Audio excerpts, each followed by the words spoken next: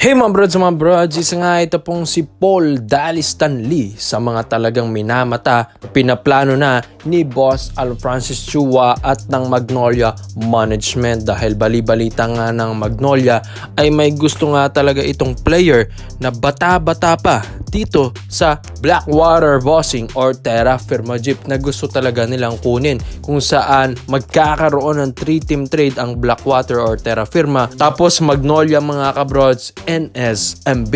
This video is brought to you by 1xBet. So matagal ko nang ginagamit ito mga brods at kumikita na rin ako dito kaya i-share ko ito sa inyo kung saan ito pong 1xBet ay isang betting platform. Pwede kang tumaya dito ng mga paborito mong kuponan, mapa PBA, NBA at kahit anong sports mga brods. So kaya nga para makukuha mo yan, gamitin ang promo code na 1x overrated at saktong-sakto mga brods may mga PBA games tayo at ito nga mga kabrods. Tapos sa NBA naman ito rin. Kaya i-bet nyo na every game mga kabrods yung mga paborito nyong kapunan dahil ang laki ng balik sa'yo. So get up to 5,000 deposit bonus mga kabrods. And yung link nandyan sa pin comment section sa ibaba. Dahil ang SMB nga, ang pwede nga daw puntahan talaga ni Paul Lee mga kabrods dahil ayaw nga ni Boss Al na kunin ito ng ibang kupunan dahil yun nga sabi nga nila makatikati rin kung kalabanin mo. Ito pong si Paul Lee. Kaya imbis na sa iba nila idalin or sa mga independent teams na makakalaban nila, dito na lang ililipat sa sister team din ng Magnolia na ang San Miguel Beermen. So isang ang SMB kasi sa ngayong off-season, may mga free agent din yan ngayon, lalong-lalo na like Mo Tautuang mga kabrods. At yung ibang mga point guards nga neto ay pinaplano ring i-trade mga kabrods after nga ng ngayong All-Filipino Cup Finals ng Meralco versus SMB. So si Paul Lee nag-average ito ng 10 points per game, hindi man ganun kataasan pero nagiging sharpshooter rin ito kapag uminit mga kabrods. Yes, nandun din yung parang sinasabi nila na parang choke itong si Paul Lee once na pumasok ito ng playoffs or semis mga kabrods ng Magnolia Hotshots dahil nawawala nga siya.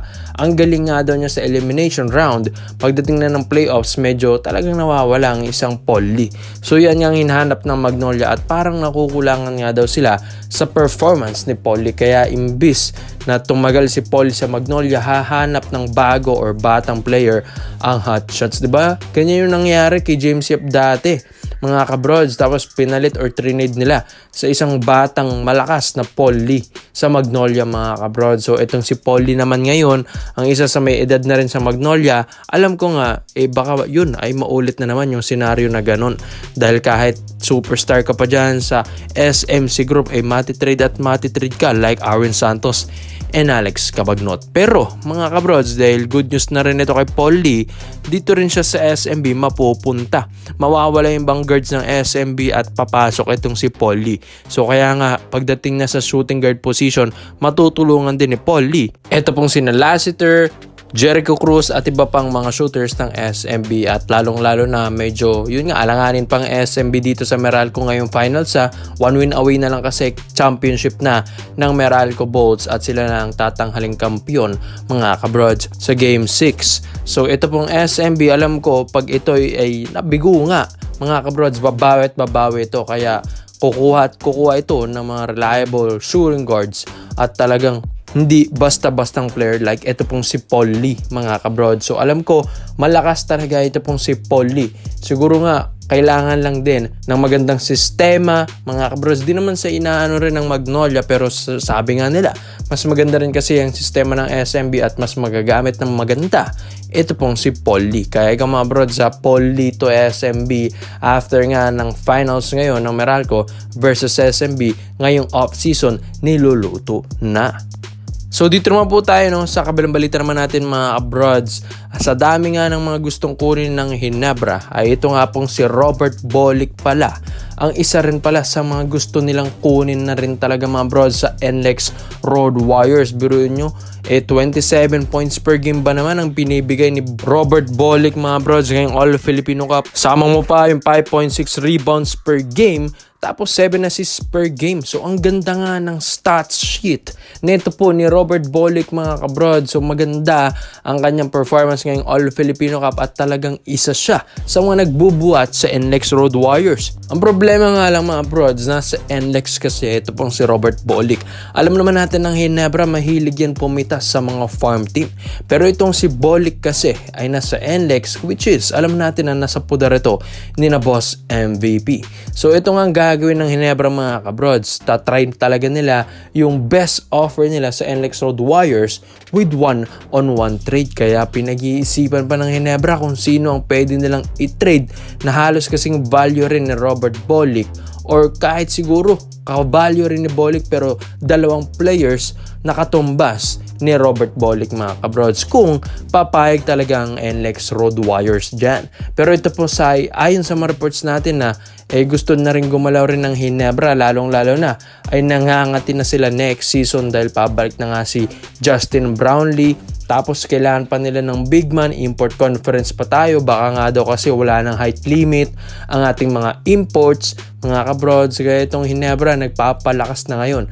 Dadagdag sila ng mga shooting guards, point guards, and centers.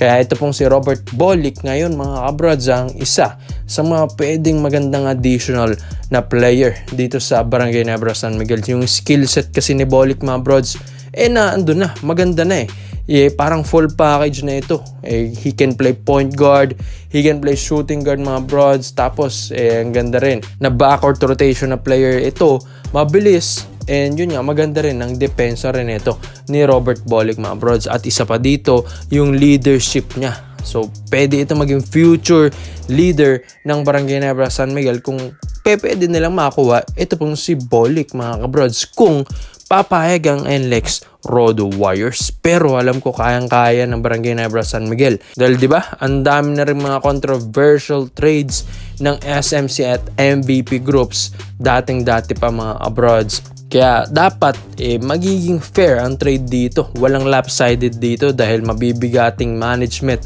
at companies na yung makikipag-negotiate or makikipag-trade sa isa't isa. So si Robert Bolick, malaking tulong talaga ito sa Ginebra mga kabrods. Bruin yan, andyan pa si Scary Thompson. Tapos meron ka pang mga shooting guard dyan like Stanley Pringle and Maverick Amisi. Tapos si Robert Bolick siya ang lalaro na point guard or kapalitan ni Scotty mga kabrods. Ang ganda na ng lineup ng Barangay Ginebra San Miguel. Magiging deep yung kanilang lineup. So itong si Bolick kasi pwede mo itong gawing first 5 din. Diba? All-star rin ito mga kabrods. Ito pong si Bolick. Dati nga dapat nasa ibang bansa na ito, diba? Pero hindi nga lang natuloy. Dahil sa kanyang asawa din na nanganak, diba mga brods? Kaya hindi natuloy yun. Kaya bumalik din siya dito sa PBA. Pero alam ko kayang-kayang offer ng maganda yan ng Barangay Ginebra San Miguel. Baka dito na masisilaw ito pong si Bolick mga kabrods at papayag ang agent niya. Dahil yun nga, malaki yan din talagang offer dito at bigayan sa Barangay Ginebra San Miguel mga bros. At yun nga, bali-balita, milyones na rin kada buwan yung mga ibang superstar dyan. Kaya ikaw mga bros Robert Bolick to Barangay Ginebra San Miguel, alam ko malaking tulong ito. Kaya ikaw, sa tingin nyo ba babagay bang isang Robert Bolick sa rotation ni Coach Tim Cone at ng Barangay Ginebra Kings? Salamat po sa panonood mga bros. This is our updated highlight. Yun lang, I'm out.